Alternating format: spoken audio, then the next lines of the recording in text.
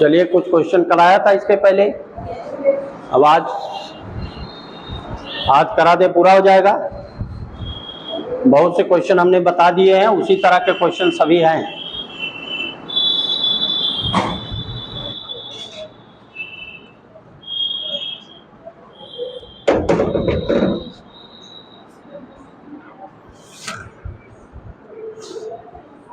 कहाँ तक का बताया था ये बताइए। नीट 2016 का बताया था, जिसमें 1/2√2 था रेशियो। चलिए अगला क्वेश्चन लिखिए।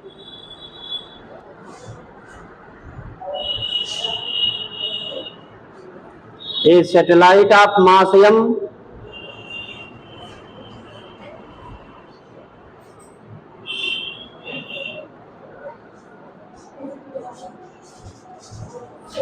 a satellite of mass m revolving around the earth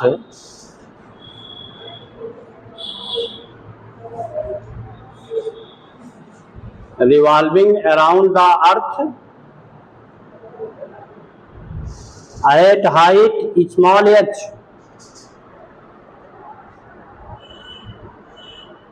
then total energy of satellite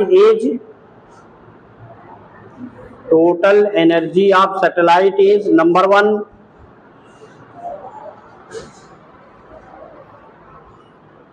-2 small m small g re square, -2 ये है पहला ऑप्शन है, -2 small m small g re square upon re plus h, पहला option ये है। दूसरा option लिखिए,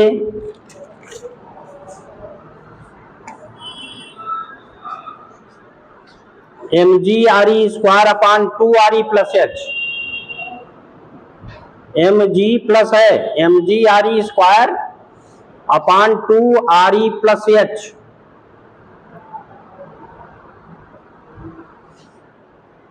third option -mg re square upon 2 re plus h।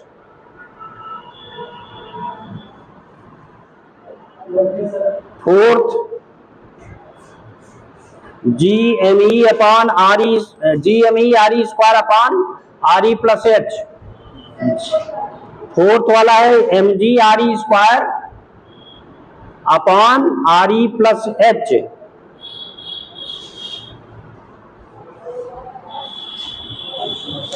तो ये तो थ्योरेटिकल है, हमने बता दिया है। क्वेश्चन ये है, total energy of satellite revolving around the earth at height h, यही है ना। अब उसमें देखिए कितना है, मास अगर m है तो ये रिलेशन हम पहले बता चुके हैं, हमेशा E नेगेटिव होता है, total energy half GmEm upon Re plus h। इसको हम, क्योंकि हमारे पास स्मॉल g की वैल्यू है Gme अपॉन Re स्क्वायर, तो Gme क्या मिल जाएगा, Gme होगा G Re स्क्वायर, यहां रिप्लेस कर दीजिए तो E इक्वल टू हो गया माइनस हाफ, ये हो गया G Re स्क्वायर और m upon Re plus h। ये कोई ऑप्शन दिया होगा, कौन सा ऑप्शन है, सेकंड है कि थर्ड है, क्या है देख लीजिए। अरे mg Re square upon Re plus h -1/2 है, थर्ड है, तो थर्ड सही होगा। ये तो थ्योरी का सवाल है, सीधे पूछा गया था, थ्योरी का ही है क्वेश्चन, इसमें कुछ लगाना नहीं है। ये 2016 में पूछा है नीट, 2 क्वेश्चन उस साल पूछा था, एक पहले बताया था, एक आज बता रहा हूं। देख लीजिए, एकदम डायरेक्ट थ्योरी का क्वेश्चन है, कुछ लगाना नहीं था। जिसको याद रहा होगा फार्मूला वो तुरंत लिख लेगा।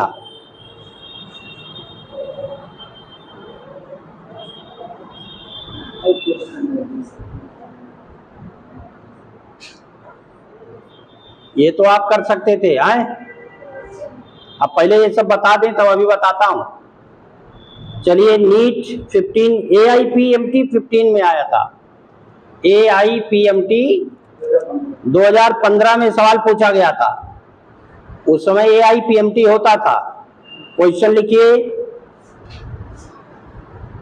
इसको न्यूमेरिकल है, सॉल्व करना पड़ेगा। A satellite at height,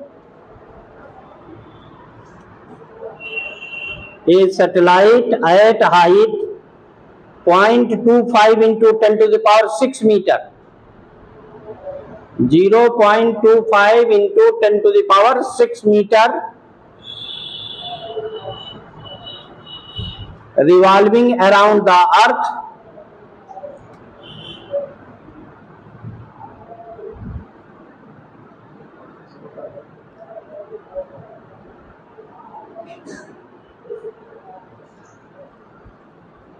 if R is equal to 6.38 into 10 to the power 6 meter, 6.38 into 10 to the power 6 meter, and small g is equal to 9.8 meter per second square. Small g 9.8 meter per second square. Then orbital velocity of satellite is number 1 8.56 kilometer per second. 8.56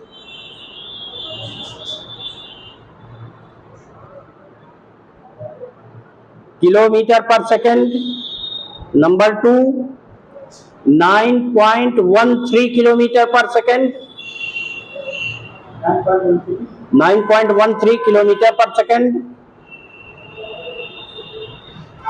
Third 6.67 kilometer per second.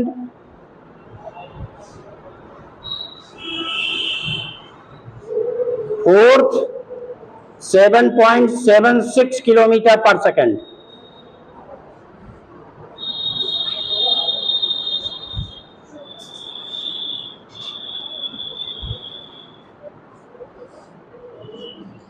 Optional लिख लिया। Orbital velocity of satellite यही पूछा है। क्या formula है? VO orbital velocity, VO equal to under root है orbital velocity है।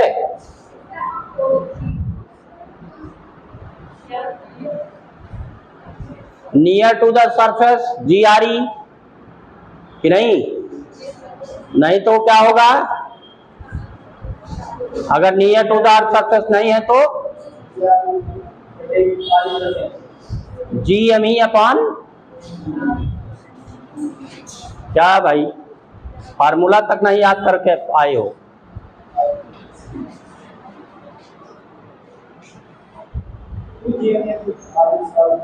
अरे 2 कहां से होता है? ये ऑर्बिटल वेलोसिटी है, स्केप वेलोसिटी नहीं है।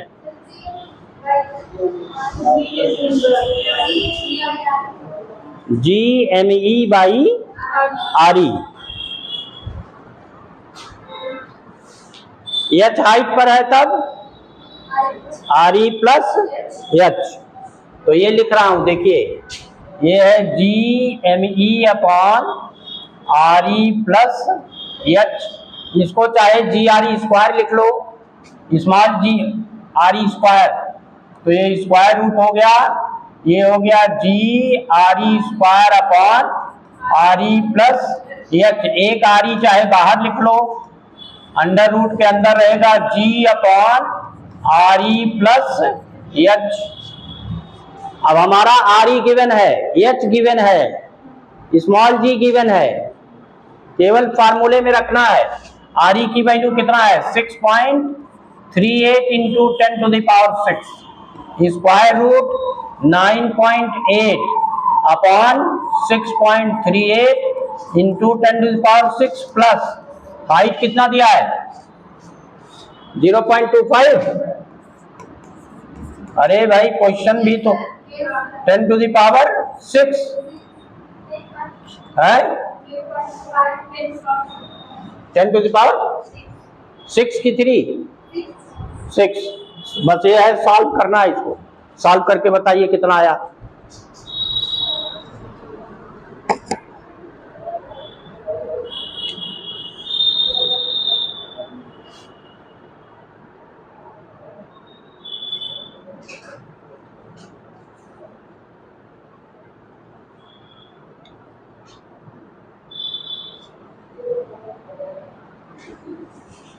अब ये सवाल पूछा गया था, ये लगाना है।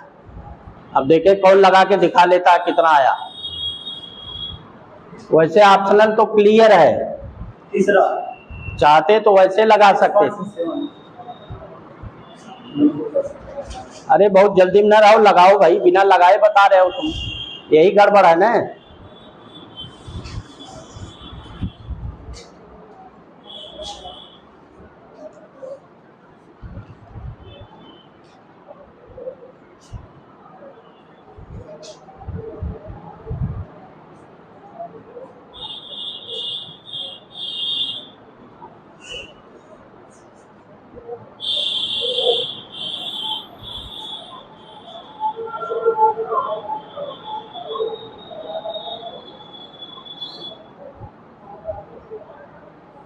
अब जिसको कैलकुलेशन आएगा वही ये सवाल लगा पाएगा।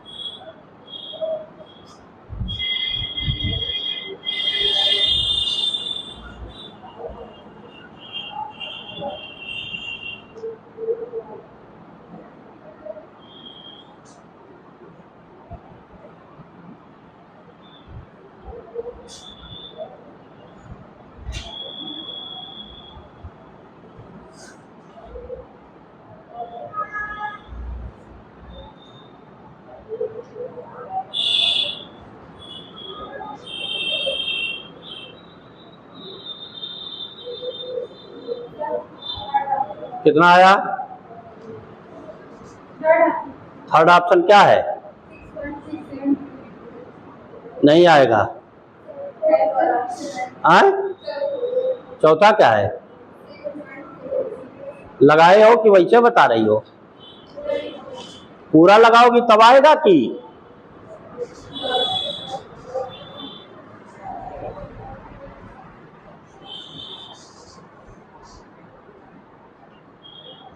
वहां पर बिना पूरा लगाए आ जाएगा।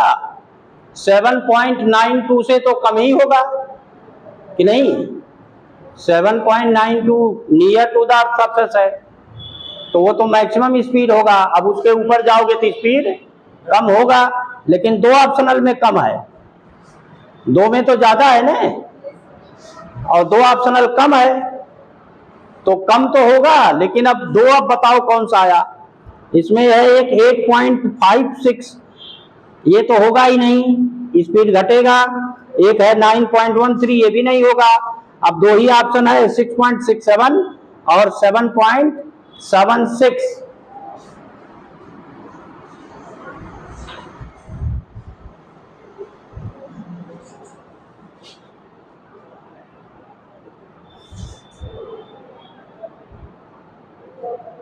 एग्जाम में ऐसे ही करके रखना, ये भी जान लो। दो ऑप्शनल है जो 7.92 से अधिक है, और अधिक तो होगा ही नहीं कि होगा, कम होगा हमेशा। तो जब कम होगा तो कम दो ही ऑप्शनल है। अगर एक ही होता तो वही उत्तर हो जाता बिना लगाए, लेकिन अब दो है तो लगाना तो है ही है। बिना लगाए आपका 50% प्रोबेबिलिटी है यानी 1/2 की। ये है 6.38 इंटू 10⁶।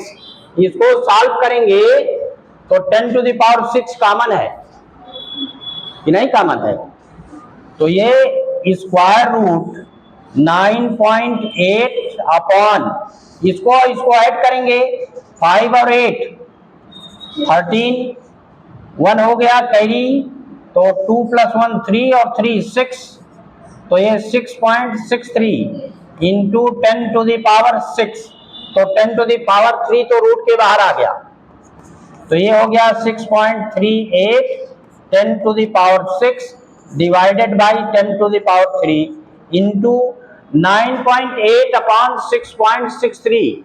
उसका पहले डिवीजन करके स्क्वायर रूट निकालेंगे, पहले तो डिवाइड करोगे कि नहीं। 9.8 डिवाइडेड बाई 6.63,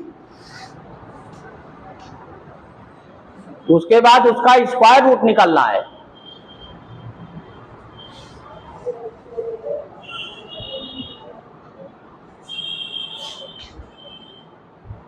चलिए हम लिख दे रहे हैं, ये पूरा डिवाइड करके रूट निकालेंगे तो है 1.216 आएगा स्क्वायर रूट।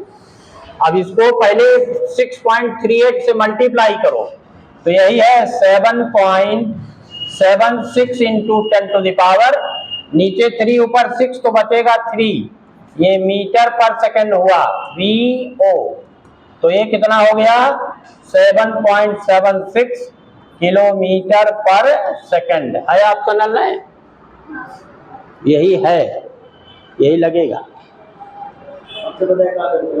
हाँ 6.63 है, इसको हम 9.63 रख दिए थे, 9.63। यही है, ये न्यूमेरिकल में जल्दीबाजी करोगे तो कुछ भी आएगा नहीं, और 5 नंबर घटेगा। भाई गलत हो गया, एक निगेटिव हो गया, और 4 जो आप सही करते हो कुल कितना अंतर आया, 5 नंबर का आ गया, कई हजार रैंक नीचे चला जाएगा एक क्वेश्चन में। चलो लगा लो उतना फिर।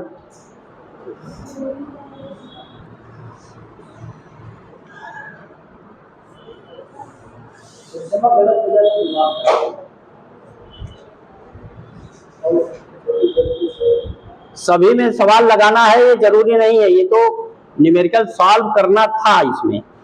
चलिए नेक्स्ट क्वेश्चन लिखिए, ये भी AIPMT 2015 का सवाल ये भी है,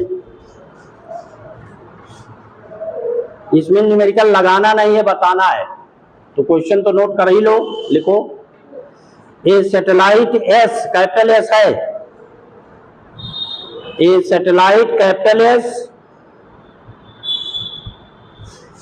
moving around the earth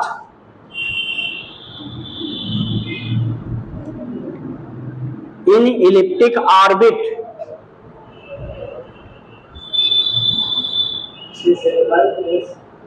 a satellite is moving around the earth in elliptic orbit, and circular orbit नहीं है, बस ये है elliptic है, and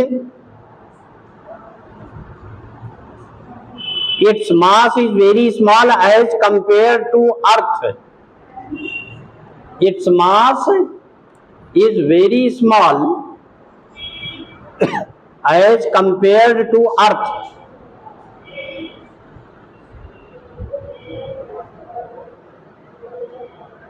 then number 1 total energy of S change periodically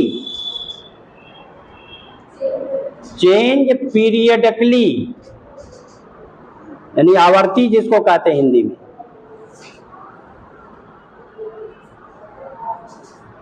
number 2 magnitude of linear momentum remains constant magnitude of linear momentum remains constant.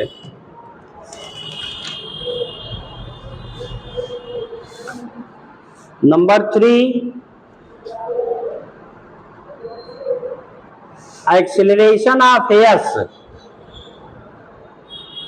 is always towards the earth center. Acceleration of s is always towards the earth center.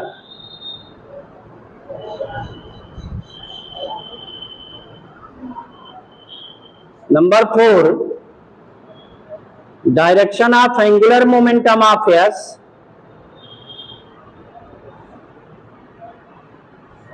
changes but magnitude remains constant. Direction of angular momentum of capital S changes but magnitude remains constant. अब ये तो complete theory का सवाल है। जैसे planet में होता है प्लैनेटरी मोशन के लिए, वही सैटेलाइट में होगा। अब देखिए क्या है ये और फिर बताइए आंसर क्या मिलेगा। ऐसे है, देख लीजिए। अब अर्थ एक सरफेस फोकस पर होगा, यहां है अर्थ और कहीं यहां पर है सैटेलाइट। ऐसे इसका मोशन हो रहा होगा जैसे सन के अबाउट अर्थ का होगा या किसी अदर प्लैनेट का इलिप्टिक ऑर्बिट में। तो अब क्या क्या चेंज होगा, क्या चेंज नहीं होगा। जो सैटेलाइट के लिए है वही प्लैनेट के लिए है, स्टार के सराउंडिंग में सभी में रिजल्ट सेम होते हैं। तो अब क्या पूछा गया है और क्या इसमें आंसर हो सकता है, बताइए। अगर यही क्वेश्चन पूछा जाएगा तो क्या आंसर दोगे? है? लिख नहीं पाए हो? अरे लिखो, फिर से लिख लो भाई, लिख लो ऑप्शनल फिर से, देख लो क्या बताए हैं। Total energy of S is changed periodically. Total energy change होगा ये कहा गया है आवर्ती रूप में।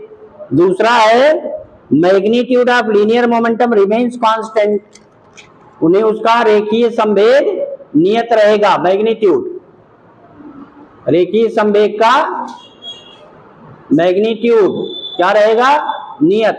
ये पूछा कहा है। Acceleration of S is always towards the earth centre. चौथा कहा direction of angular momentum of S changes but magnitude remains constant. अब आप बताइए कौन सा सही है?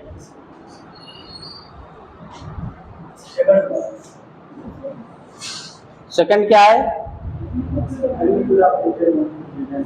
Magnitude of linear momentum remains constant. देख लो सही कह रहे हो ना कि नहीं सब लोग? अब ऐसे मोशन है, यहां देखो ऐसे मोशन हो गया और कभी भी यहां पर है अर्थ, तो एक समय है जब यहां पर है सैटेलाइट और कभी सैटेलाइट यहां पर है। Kepler's laws of planetary motion था, वो प्लैनेट के लिए भले है, सैटेलाइट में भी लागू होगा। तो उसमें लीनियर वेलोसिटी कांस्टेंट रहता है कि चेंज होता है? लीनियर स्पीड मान लो, वेलोसिटी तो खैर हमेशा चेंज होगा क्योंकि डायरेक्शन बदल रहा है। अब मैग्नीट्यूड ऑफ लीनियर वेलोसिटी, यहां पर लीनियर वेलोसिटी कम होगी और यहां लीनियर वेलोसिटी अधिक होगी, ये तो बताया ही था। जब पास में होगा तो फास्ट मोशन करेगा और दूर होगा तो स्लो मोशन। तो लीनियर मोमेंटम कहां नहीं बदलेगा? जब वेलोसिटी का मैग्नीट्यूड बदल रहा है तो लीनियर मोमेंटम भी चेंज होगा, उसका डायरेक्शन भी चेंज होगा और मैग्नीट्यूड भी चेंज होगा। और एंगुलर मोमेंटम क्या है? Moment of linear momentum, moment of linear momentum. Mobile देख रही हो क्या? इतना देर से हम ध्यान लगाई हो तभी समझ गए कि मोबाइल ही का चक्कर होगा। ये जान लीजिए, जो क्रीम समय है चला गया तो ये मोबाइल वाइल काम नहीं आएगा, ध्यान दीजिए। जब आपका स्पीड बदल रहा है तो मैग्नीट्यूड ऑफ लीनियर मोमेंटम भी बदल रहा है, और मोमेंट ऑफ लीनियर मोमेंटम है तो वो भी बदलेगा, उसका मैग्नीट्यूड भी कांस्टेंट नहीं रहेगा। तो दो तो ऐसे ही कट गए, पहला और कौन कौन कट गया, पहला और दूसरा। तीसरा क्या है, एक्सेलरेशन हमेशा कहाँ होता है, acceleration is always towards the centre of the reference body. ये तो हमेशा सही रहेगा, कभी गलत होगा ही नहीं, यही होता ही है। और एक ऑप्शन क्या था,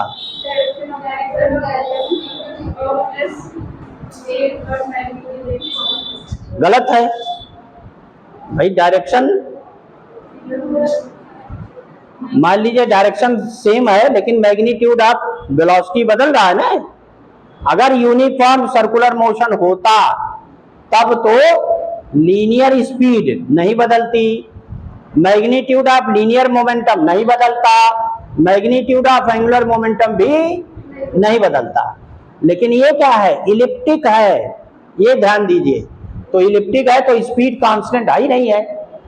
जब स्पीड नहीं कांस्टेंट है तो लीनियर मोमेंटम का मैग्नीट्यूड नहीं कांस्टेंट है, और moment of linear momentum he angular momentum है तो वो भी कांस्टेंट नहीं है। तो सभी ऑप्शन गलत हुए। कौन सा सही हुआ, केवल एक्सेलरेशन जो होता है कहाँ होता है, always directed towards the centre of reference body. अब रेफरेंस बॉडी यहाँ अर्थ है, अगर प्लेनेटरी सिस्टम होता तो सन होता, तो हमेशा मैग्नीट्यूड ऑफ ग्रेविटेशनल फोर्स कहाँ होता है, along the line joining two centres, यही तो होता है। तो सेंटर की तरफ होता है तो एक्सीलरेशन भी उसी तरफ होगा, जिस तरफ फोर्स उसी तरफ एक्सीलरेशन। क्लियर आया कि नहीं आया? अरे ये सब तो आप वैसे आ जाना चाहिए जब थ्योरी पूरी बताई गई। ये समझना जैसे इंग्लिश का बटे आर होता है तो हमेशा आर बदल रहा है तो एक्सीलरेशन हमेशा बदलेगा, लेकिन आप एक्सीलरेशन का डायरेक्शन की बात नहीं है, डायरेक्शन तो हमेशा सेंटर की तरफ रहेगा। किसका एक्सीलरेशन का, कौन सा acceleration? Acceleration due to gravity होगा ना, सेंटीपिटल एक्सीलरेशन होगा।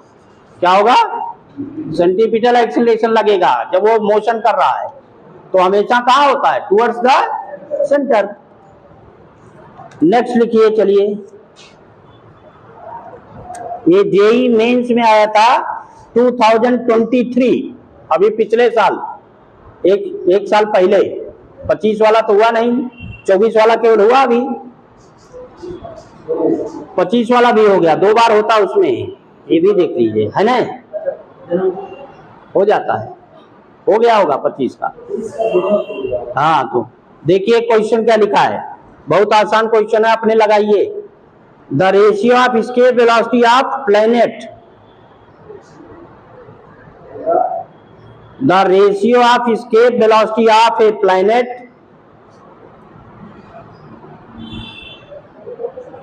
And earth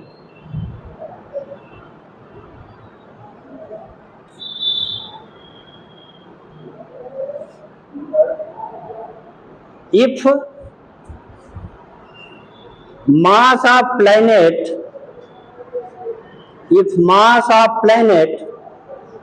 is 16 times, 16 Guna, if mass of planet is 16 times and radius 4 times of earth, radius 4 times of earth, option लिखिए 4:1, नंबर 2 1:4, नंबर 3 1:√2,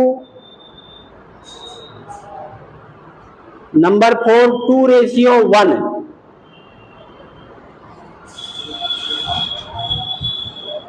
एस्केप वेलोसिटी पूछा है, एक other planet का और अर्थ का। कि नहीं? escape ratio of escape velocity of planet, तो प्लैनेट पहले है, अर्थ का कितना होता है बताओ? VE equal to under root 2GME upon RE plus HCRE। अरे escape वेलोसिटी जो सरफेस ऑफ अर्थ से होगा तो उसमें H कहाँ रहेगा? नहीं रहेगा। हाँ हाँ सबको मत करिए, जो एक वैल्यू होता है वो बताओ कि एग्जैक्ट क्या है। अर्थ सरफेस से थ्रो करते हैं तो क्या आता है? 2GME upon RE। ये है अर्थ के लिए कि नहीं है? ये है अर्थ के लिए। अब प्लैनेट के लिए क्या होगा? V ऑफ P ये होगा स्क्वायर रूट G, 2 टाइम्स तो रहेगा ही। अब मास ऑफ प्लैनेट कितना दिया है? 16 गुना है, तो यहां लिखेंगे 16ME अपॉन रेडियस कितना गुना है? 4 गुना है, तो 4 RE। यही दोनों हुए। हमने अर्थ वाला नीचे लिखा है क्योंकि प्लैनेट अपॉन अर्थ का पूछा है। प्लैनेट का पहले प्लैनेट है तब अर्थ का है, तब रेशियो पूछा है। तब उल्टा लगाओगे तो उल्टा रेशियो आ जाएगा। कितना उत्तर हुआ? कितना आंसर आ गया? चौथा ऑप्शन। जब वैल्यू लिख लिया तब कहाँ दिक्कत है? ये देखो, ये 4 से कैंसिल हो गया, यही आया यहाँ 4, बाकी 2GME RE और 4 का स्क्वायर रूट 2 और VP अपॉन VE निकालना है।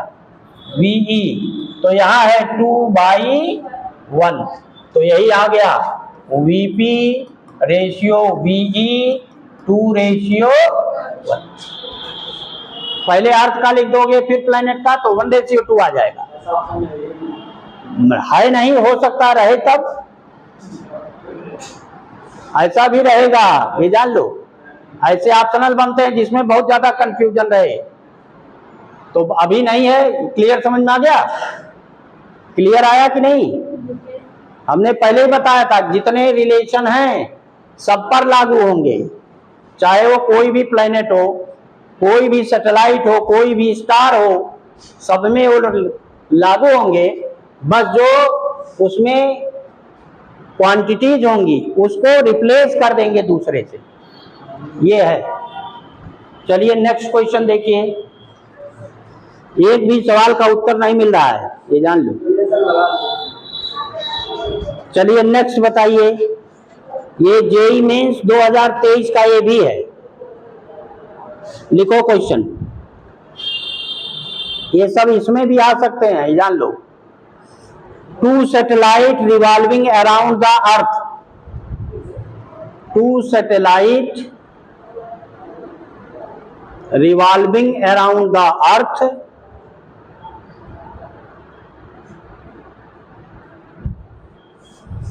if mass of capital A is twice the mass of capital B, 2 satellite है इसका मतलब A B, mass of capital A is twice the mass of capital B, then for 2 satellite number 1, then for 2 satellite TWO number 1 speed same, optional लिखो, speed same,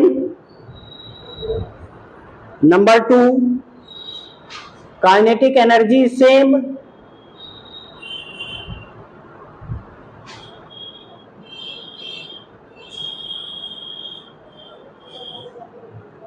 number 3 total energy same, number 4 potential energy same. ये लगाने वाला है ही नहीं है, इसको तो आप ओरल बता सकते हो।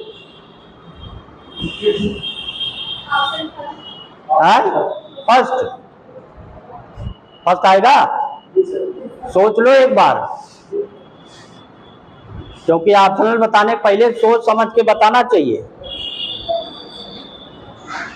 है?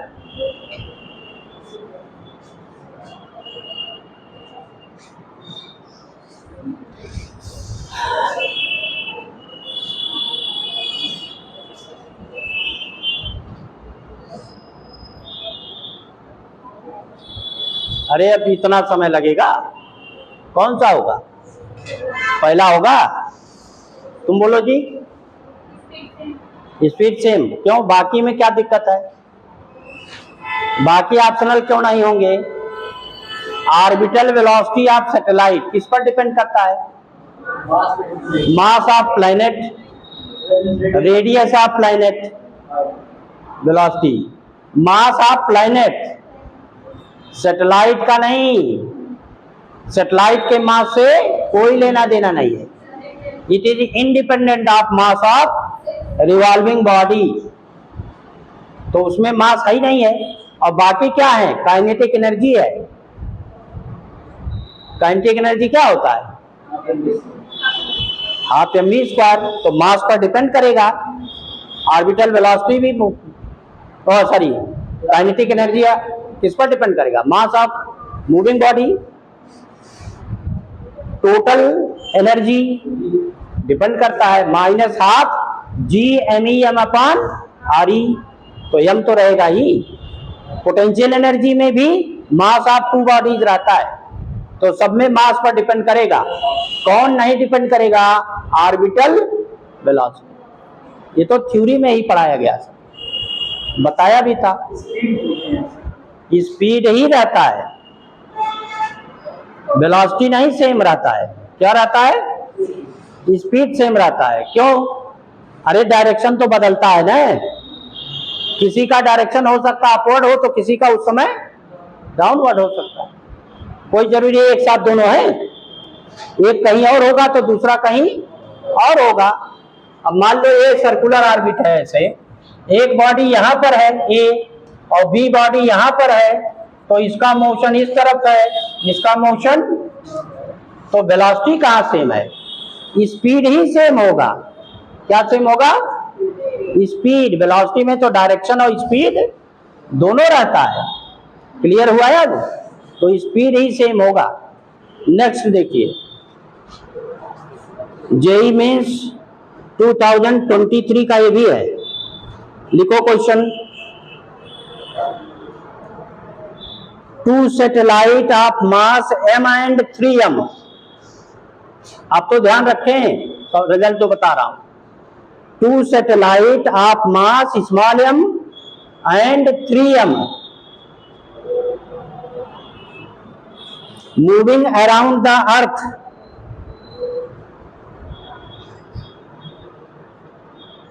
having radius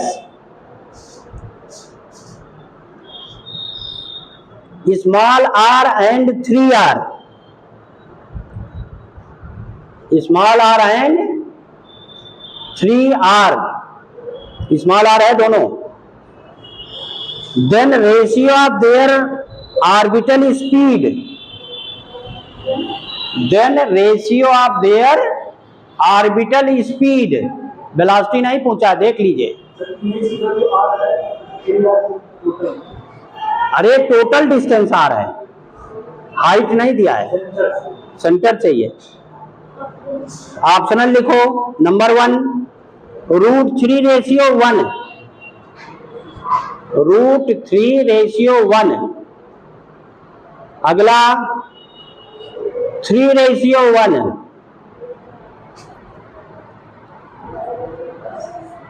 next 9/1।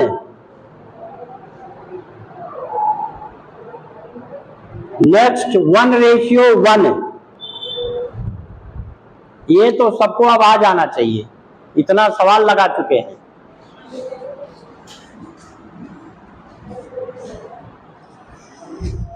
ये भी वही orbital velocity, orbital speed, formula same है।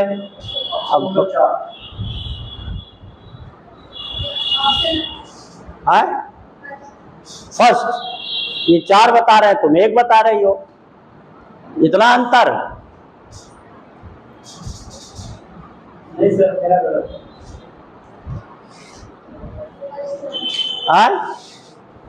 फर्स्ट है कैसे? मेरा सर, तुम नहीं लगा पा रही हो क्या? VO इक्वल टू क्या है? अंडर रूट GME अपान R। उसमें स्मॉल m है ही नहीं है, मास ऑफ सैटेलाइट। ऑप्शन गलत। तो जब VO इक्वल टू है under root GME upon small r, तो एक के लिए VA लिखें तो क्या हुआ? ये हो गया GME अपान R, और VB लिख दें B के लिए under root GME upon 3R।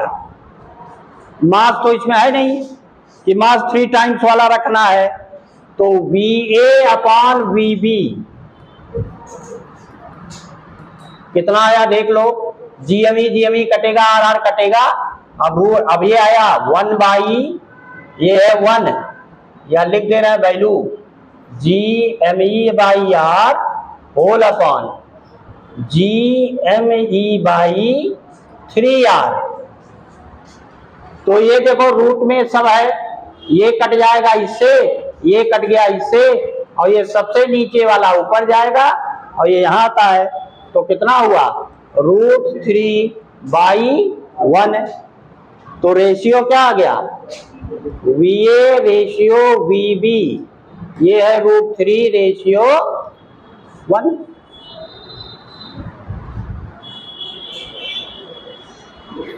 या और कुछ लिख दें फिर से, पूरा रूट में आ जाएगा, डिवीजन में है। इतना जल्दी में क्यों रहते हो? इसीलिए पूछ रहे थे उस दिन नहीं। अब देख लो क्यों कारण है। यहाँ कोई मेडल थोड़ो मिलना है, सोच समझ के बताइए, भले 1 मिनट देर बताओ, इससे कॉन्फिडेंस बढ़ेगा। बिना सोचे समझे बताने पर कॉन्फिडेंस लूज होता जाएगा, ये भी ध्यान रखो। आ गया सबको?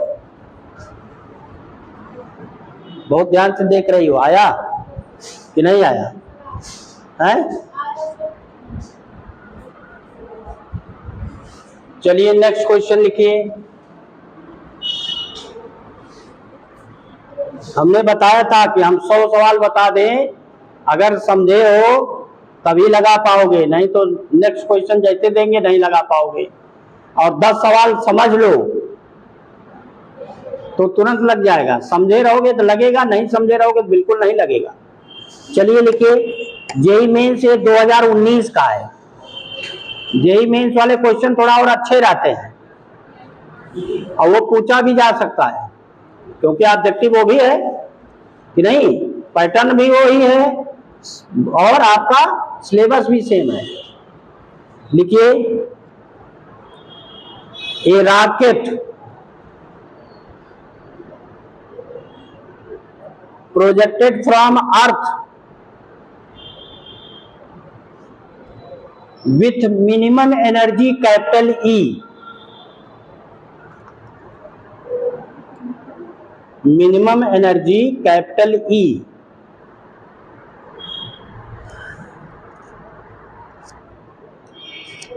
same rocket projected from moon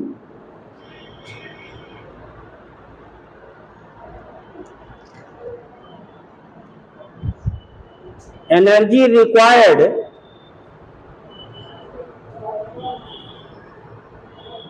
if density of earth and moon is same, density of earth and moon is same, but volume of earth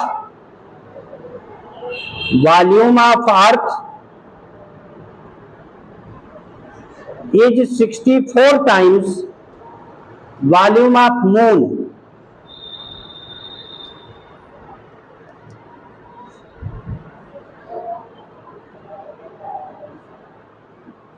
optional लिखिए। Number 1 E/4, capital E upon 4, E earth के लिए है। Number 2 E/16, 16।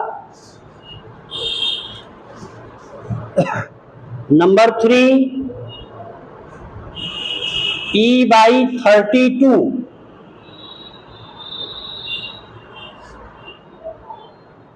Number 4 E/64,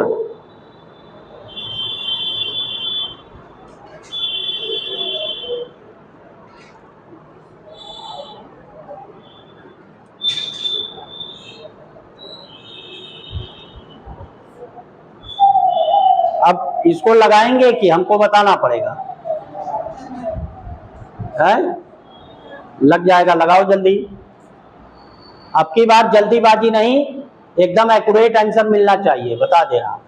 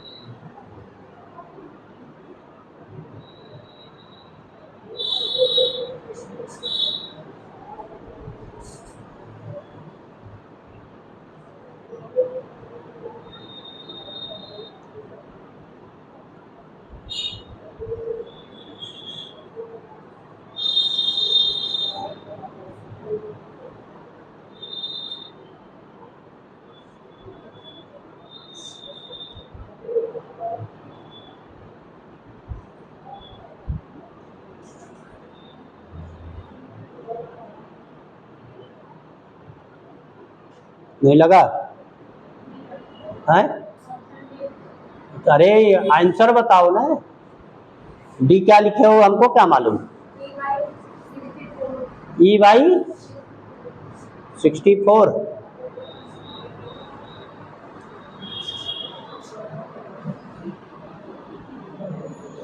कितना आया? है? E/4 आया। तुम दूसरा बता दो, E/16 बता दो कि नहीं? है? चौथा क्या है?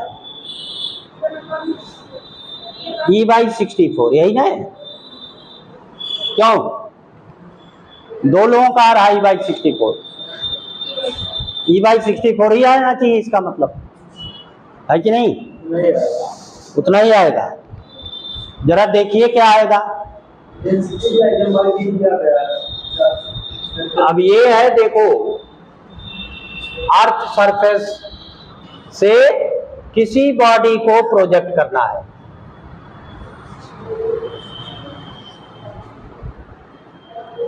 अर्थ सरफेस पर कितना उसका एनर्जी है, E, तो E कितना होता है? G/m/RE, इतना हमको एस्केप एनर्जी चाहिए। भाई पोटेंशियल एनर्जी जितना है उसी का तो प्लस वैल्यू चाहिए, या और ज्यादा चाहिए? उतना ही चाहिए। और पोटेंशियल एनर्जी -Gm/RE, उसका प्लस चाहिए। अब अगर यही मून पर ले जाएं हम, ये अर्थ है, तो इसमें डेंसिटी दिया हुआ है, तो कैपिटल G और स्मॉल m, ये तो जो प्रोजेक्टिंग बॉडी है उसका है। और ME के जगह आप क्या लिखोगे? 4/3 पाई RE का cube into rho volume into density है मास डिवाइडेड बाई RE। तो एक RE काट दो, कितना हो गया G। अब ये लिख दे रहा है 4/3 pi capital G small m RE square रो।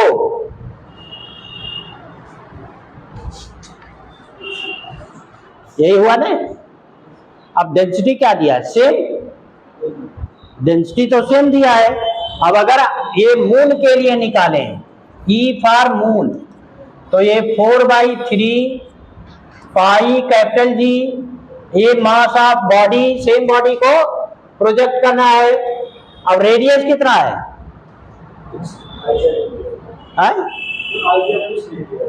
रेडियस दिया है कि अभी तो नहीं लगा क्या 16 क्या कितने टाइम्स है?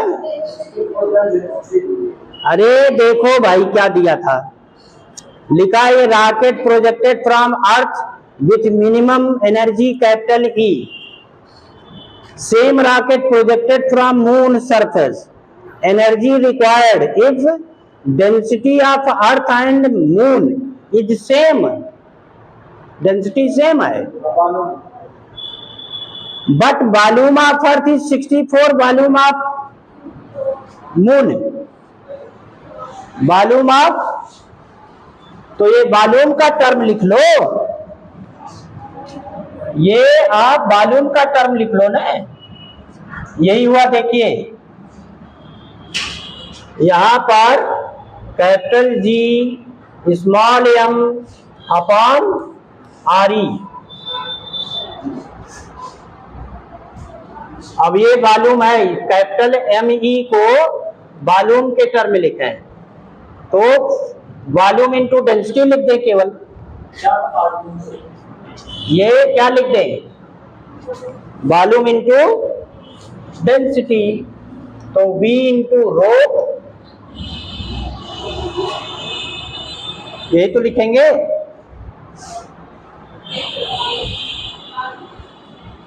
तो कैलकुलेशन करोगे और कुछ नहीं करोगे, ऐसे ही आ जाएगा। रखेंगे वैल्यू ने, तो जरा रख के बताओ अब कितना आया।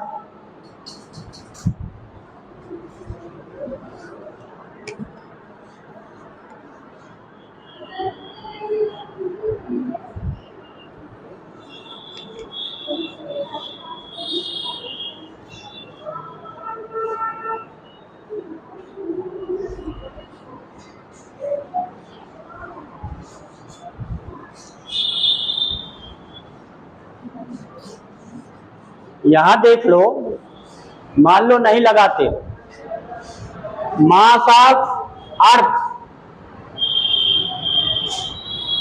ME कितना है, वॉल्यूम इंटू डेंसिटी कितना है, वॉल्यूम इंटू डेंसिटी। तो जब हम मास ऑफ अर्थ 16 टाइम्स है मून का, तो ये देखिए मास ऑफ मून कितना है, मास ऑफ अर्थ है, मास ऑफ मून और मास ऑफ अर्थ में क्या रिलेशन है, अर्थ का मास 16 टाइम्स है ना कि नहीं, वॉल्यूम वॉल्यूम में। तो ये देखो ना, अब ये क्या हुआ, यहां लिख रहा है क्या, मास ऑफ, तो वॉल्यूम है 4/3 पाई RM का क्यूब, ये वॉल्यूम ऑफ मून हुआ कि नहीं हुआ। अरे 4/3 पाई R क्यूब, तो मून के लिए रेडियस ऑफ मून लिखो उसका क्यूब, और इंटू डेंसिटी इक्वल टू, अब ये क्या है, मास ऑफ अर्थ है, तो मास ऑफ अर्थ, तो ये volume of earth 4/3 pi RE cube into rho.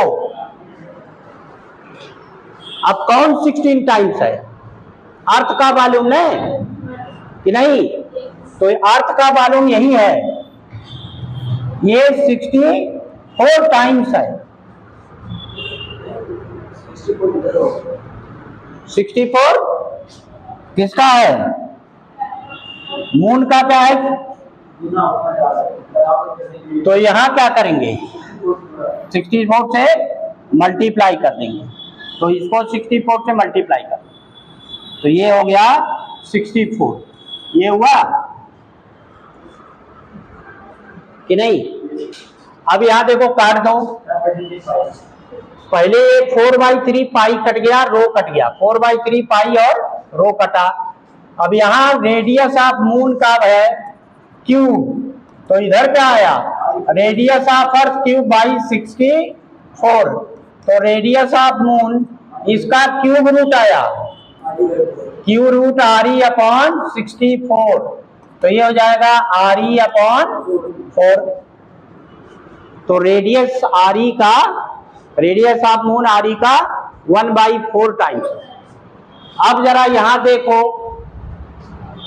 यहां पर हम लिख ले वैल्यू किसके टर्म में, रेडियस के टर्म में और डेंसिटी के टर्म में। ये देखिए GM और वॉल्यूम है 4/3 पाई RE का cube into rho divided by RE। तो एक RE कटेगा तो क्या मिलेगा, 4/3 पाई G स्मॉल m, 4/3 पाई G स्मॉल m और RE का स्क्वायर इंटू रो। ये हुआ इस अर्थ के लिए इसके वेलोसिटी। अब मून के लिए क्या होगा, यहां देखिए E फॉर मून, तो ये हो जाएगा 4/3 पाई G m। अब यहां मून के लिए RM का स्क्वायर इंटू रो। तो आप वैल्यू लिख लो, कितना हुआ, ये हो गया 4/3 पाई GM और ये है RE/4 इंटू रो।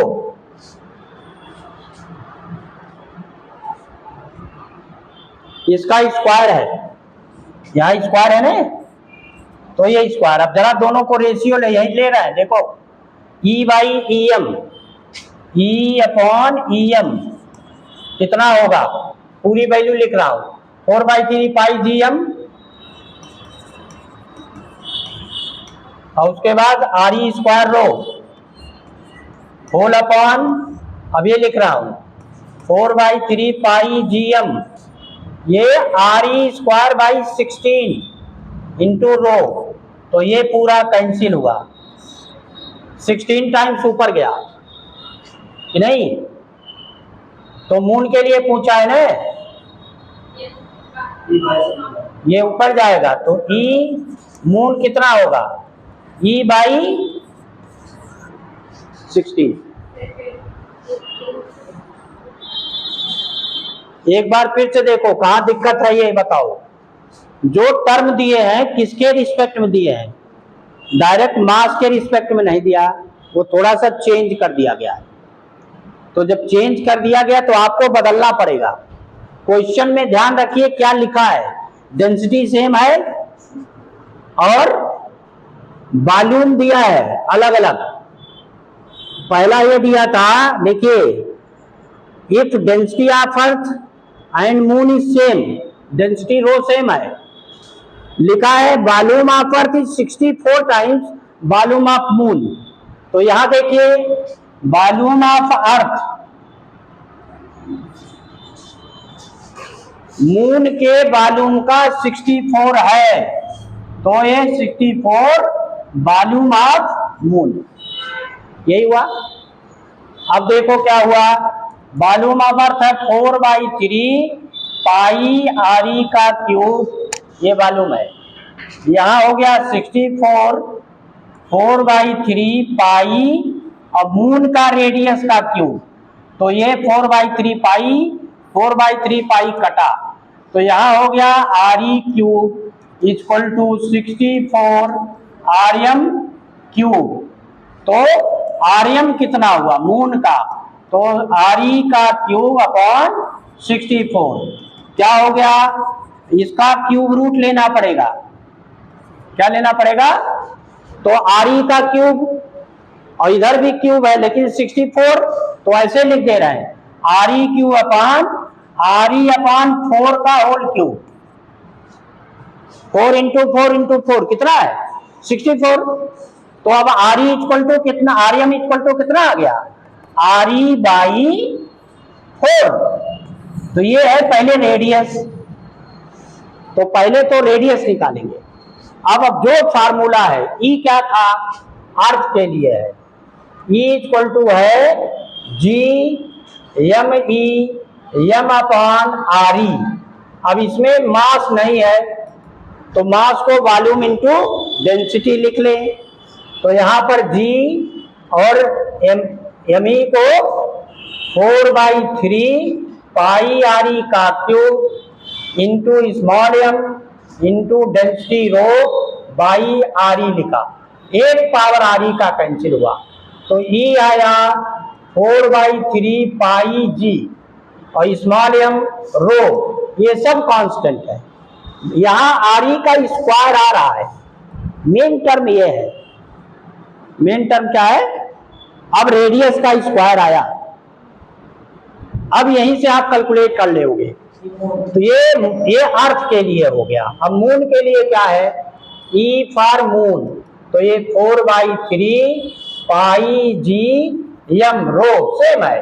अब यहाँ रेडियस ऑफ मून है तो वो आर ई बाई 4 का स्क्वायर है, तो ये हो गया 4/3 pi G small M rho R E square by 16।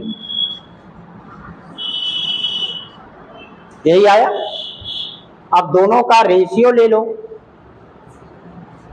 या ये ऊपर वाला कितना है, यहां देखो ई ऑफ मून है, ये ई ऑफ मून नीचे 16 आ रहा है, ऊपर क्या टर्म आ रहा है जो इक्वेशन 1 है, जो इक्वेशन ये वही तो लिखा है 4/3 pi G M rho R E का स्क्वायर, और वही तो यहाँ लिखा है कि नहीं लिखा है। तो ई ऑफ मून कितना हुआ सीधे ई अपॉन 16, सीधा सा सवाल है।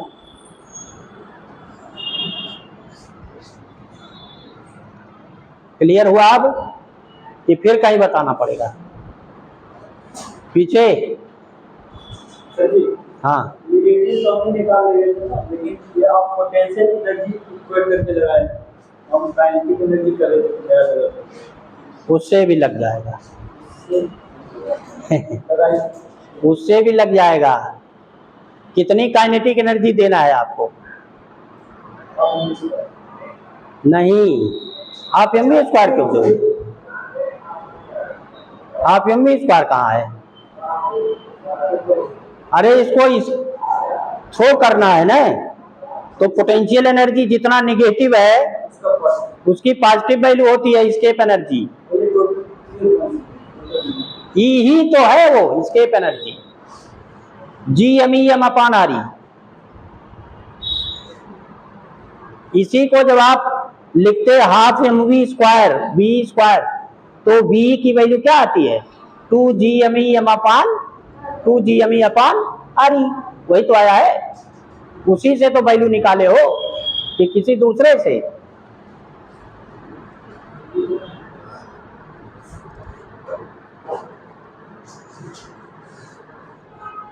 चलिए नेक्स्ट क्वेश्चन लिखिए, नोट कर लो, ऐसे नोट कर लो, ये फ्रॉम 1 and 2, फ्रॉम 1 and 2 ही आ गया।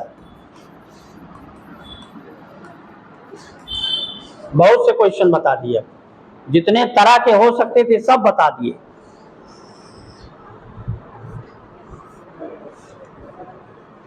चलिए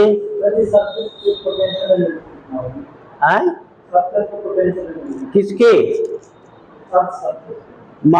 -GMEM अपॉन आर ई, ये कितने बार पूछोगे? कितने बार इसको याद नहीं करोगे कि और कुछ होगा? एच हाइट पर -GMEM upon R E plus H, ये तो बहुत बार लगा चुके अब तक इस चैप्टर में। और हाई क्या है, वही एक ही तो एनर्जी का मेन टॉपिक है। चलिए नेक्स्ट क्वेश्चन लिखिए, अब आपकी लगा के दिखाओगे। ये भी जेई मेंस 19 में पूछा है, 19 में ये पूछा गया क्वेश्चन है, 19 में भी पूछा था जो बताया हूं अभी। लिखो energy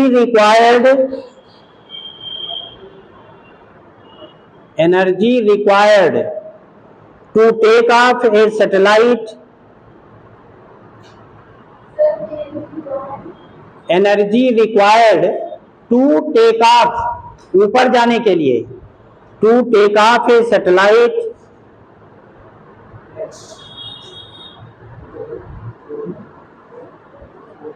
to the height h,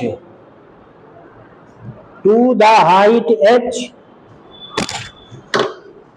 is E1, E1 है,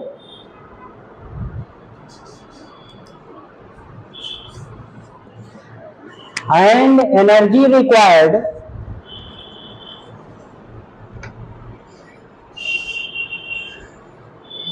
in the orbit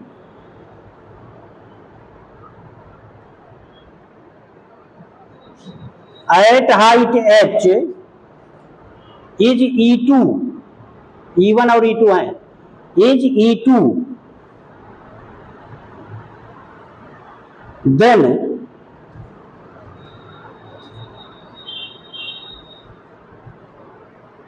the value of small h for E1 equal to E2,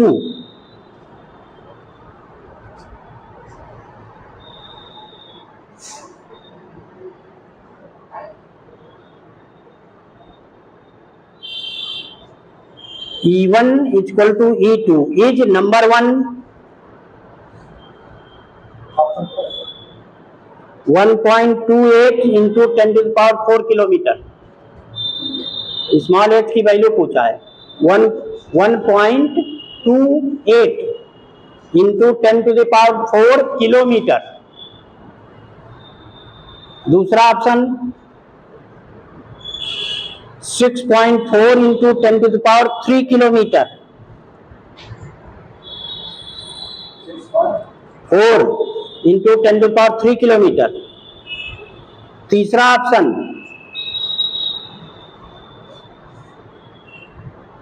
3.2 into 10 to the power 3 kilometre.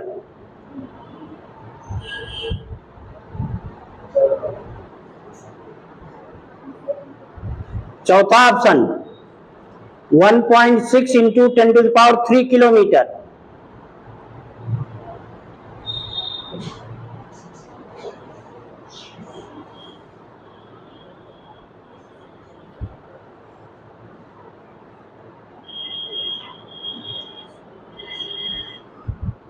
अब बताइए कैसे लगेगा, पहले समझे रहोगे तब आएगा, इसमें तो निकालना है वैल्यू ना। सवाल समझ में आ गया? यहां देखिए सवाल क्या है, अर्थ सरफेस से एक सैटेलाइट को एच हाइट तक ले जाने में जो एनर्जी लगेगी वो है E1, और ऑर्बिट में मोशन के लिए जो एनर्जी चाहिए वो है एनर्जी E2। ले जाने के लिए E1 और ऑर्बिटल मोशन के लिए E2, और दोनों अगर इक्वल है E1 और E2 तो H की वैल्यू क्या होगी? ये है H।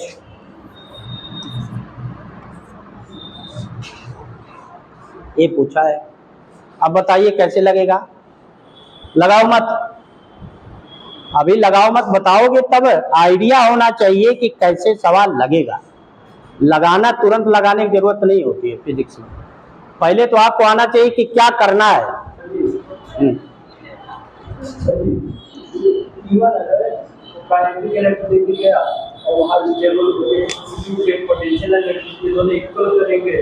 E1 जो है सैटेलाइट को यहां से यहां तक लाने में जो एनर्जी खर्च होगी वो है E1, और ऑर्बिटल वेलोसिटी देने में जो एनर्जी खर्च होगी वो है E2।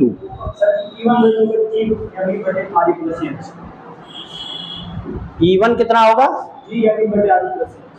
ये कहाँ होगा?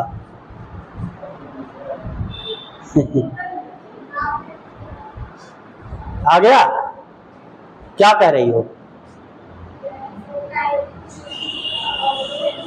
यहाँ तो देखो, यहाँ पर जो काइनेटिक एनर्जी है वो है हाफ एम वी ओ का स्क्वायर, यही के है ना, तो इसी को E2 कहा गया।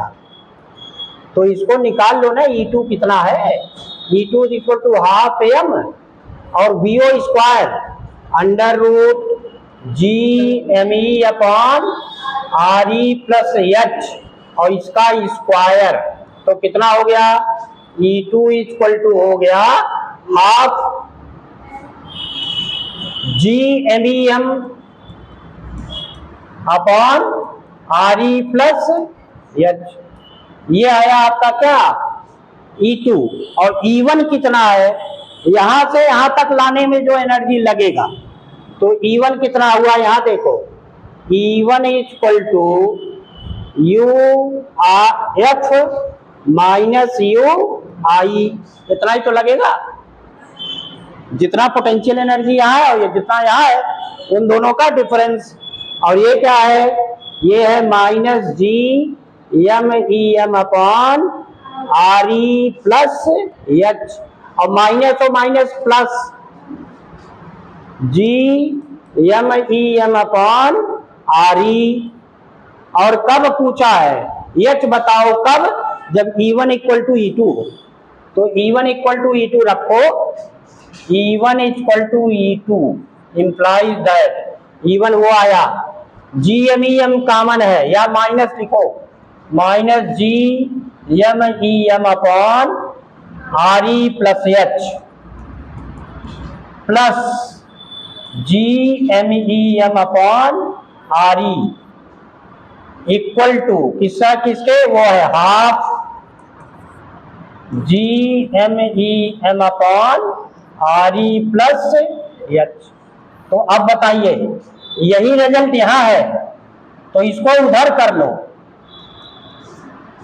ये टर्म उधर कर लो, तो ये बचेगा G M E M upon R E equal to, ये है 1/2 और ये जाएगा उधर तो +1 और कॉमन हो जाएगा G M E M upon R E plus H, तो जी एम ई एम और G M E M cut गया।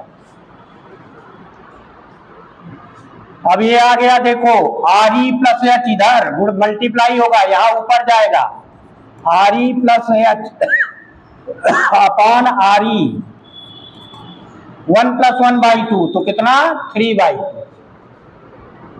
नहीं हुआ, या 2 से ऊपर मल्टीप्लाई करो, तो 2RE plus 2H equal to 3RE, तो यहां 3RE ले जाओ, तो 2H equal to 3RE minus 2RE, तो ये हो गया RE और 2H ये है, तो H इक्वल टू RE/2 आया। RE कितना होता है, उसका आधा, तो H equal to 3.2 into 10⁻⁶ metre या 3 किलोमीटर। आंसर क्या दिया है, कितना है, थर्ड ऑप्शन सही है। और कहाँ बताया, तो कुछ था नहीं कि बताया था, और किलोमीटर में लिखा है, ध्यान रखो, और मीटर में होता तो 10⁻⁶ लिखते, आधा आया।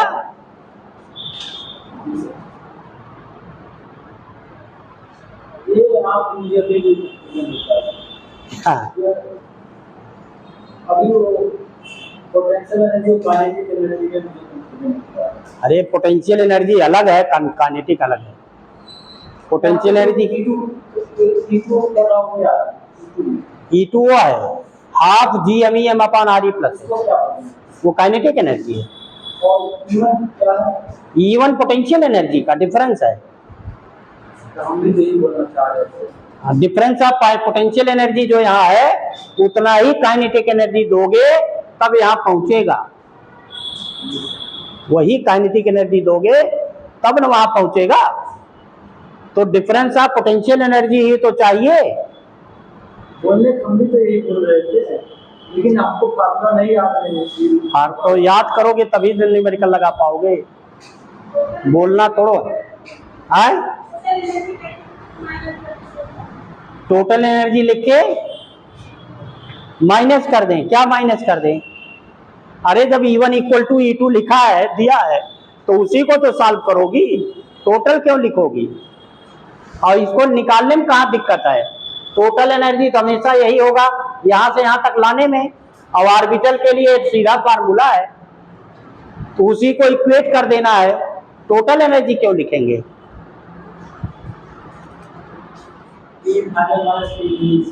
हाँ। अरे ये 60 तक ले जाना था।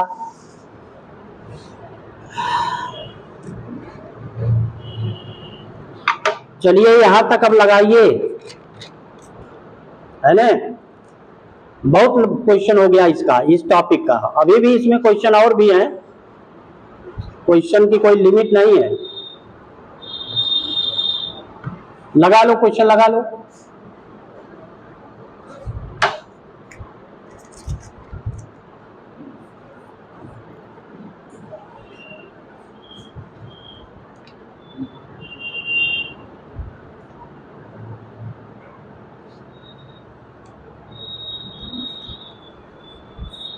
ऐसे बदल बदल करके पूछा जाएगा, कभी रेडियस अलग हो जाएगा, कभी मास अलग हो जाएगा, कभी डेंसिटी अलग हो जाएगी, और सवाल वही रहेंगे। सब में फार्मूला एक ही है। अब जो बदला गया है उसके टर्म में लिखिए, सॉल्व हो जाएगा।